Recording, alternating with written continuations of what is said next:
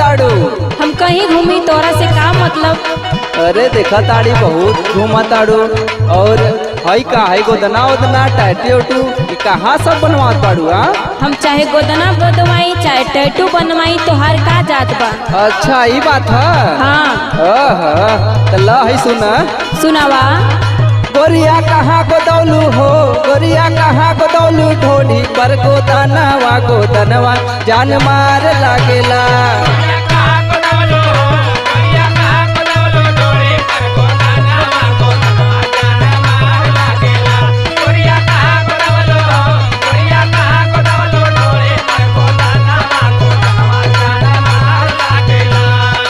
बहुते अच्छा लगत बा ई गोदनवा।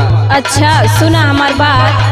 गोदना बा गोदबले हो, टैटू बा बनवले हमर यार की छतिया का तोहार फाटेला। अच्छा हाँ हो।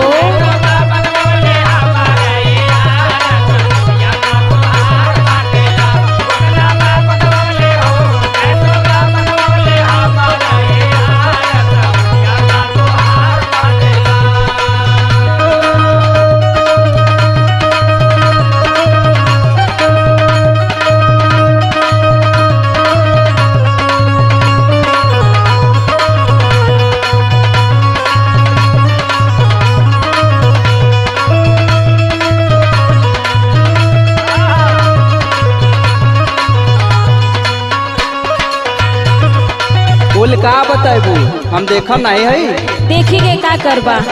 अरे बहुते कुछ करब है ला सुना। बोला। जे कर बनबू तू दिल जानी, ओकर किस्मत जाई जागी।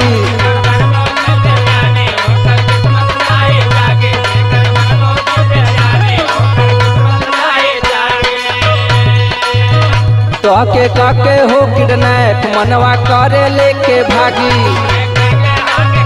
सोचबो मत करिया, ठीक बा? अरे लेके भागा।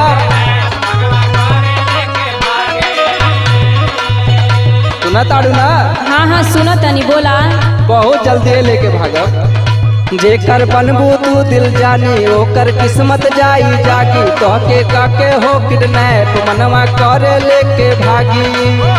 बाड़ू पागल कैले हो, बाड़ू पागल कैले, देखे दनिहार गोदनवा जान मार लागेला।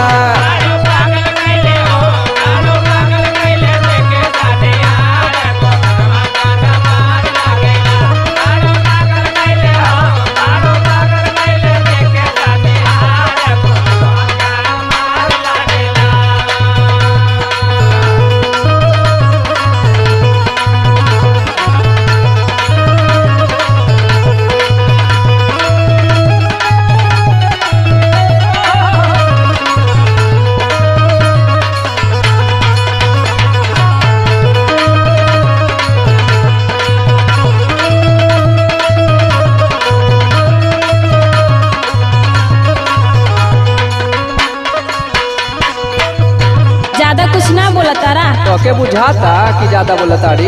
हाँ बुझाता, सुना। कैसे? ढेर बोला तारा ओ बर्तन का मुँह हमारा खबर।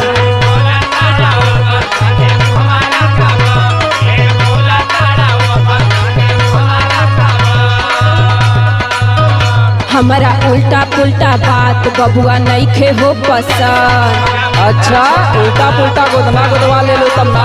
तोहार का जात बा बतावा? काहे ना जात है? लफुआ लागता रहो, लफुआ लागता रा एकदम बरियार, तो छतिया का तोहार फाटेला।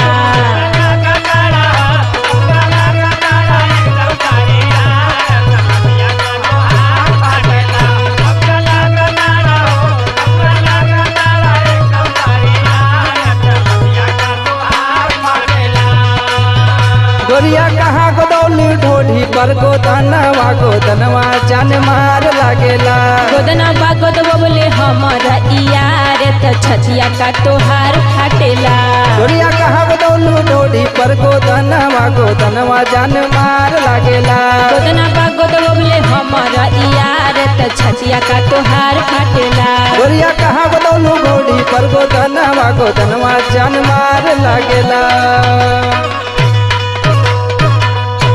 अरे तो आजकल के फैशन नु बा। जिया फैशन में जिया।